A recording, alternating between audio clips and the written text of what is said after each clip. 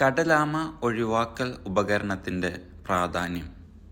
ഈ അടുത്ത കാലത്ത് നമുക്ക് അനുഭവപ്പെട്ട ഒരു വളരെ പ്രധാനപ്പെട്ട ഒന്നായിരുന്നു. നമ്മളുടെ ചെമ്മീൻ പിടിക്കുന്ന സമയത്ത് അതിൻ്റെ എക്സ്പോർട്ട് ഈ TED എന്ന് പറഞ്ഞ ഡിവൈസ് ഇല്ലെങ്കിൽ യൂറോപ്യൻ മാർക്കറ്റ്, അമേരിക്കൻ മാർക്കറ്റിലെല്ലാം അത് എന്ത് ചെയ്യില്ല, ഇറക്കുമതി ചെയ്യില്ല എന്ന് പറയുന്ന ഒരു സാഹചര്യം ഉണ്ടായിരുന്നു.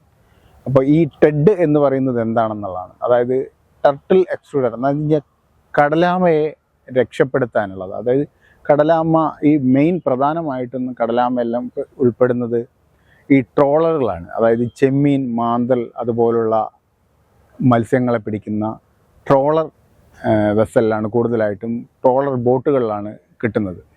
അപ്പോൾ ഇത് വലയിൽ കുടുങ്ങി കുറേ നേരം ഇതിന് വെള്ളത്തിൽ തന്നെ ഇങ്ങനെ പെട്ടുപോയി കഴിഞ്ഞാൽ ഇതിന് ചത്തുപോകാനുള്ള സാധ്യത കൂടുതലാണ്. അപ്പോൾ അതിനെ രക്ഷപ്പെടുത്താൻ വേണ്ടിയിട്ട് വലയുടെ മുകളിൽ ഉണ്ടാക്കുന്ന ഇതിനെ എക്സ്കേപ്പ് ചെയ്യാൻ വേണ്ടിയിട്ട് ഉപയോഗിക്കുന്ന ഒരു ഡിവൈസാണ് ടർട്ടിൽ എക്സ്ക്ലൂഡർ ഡിവൈസ്.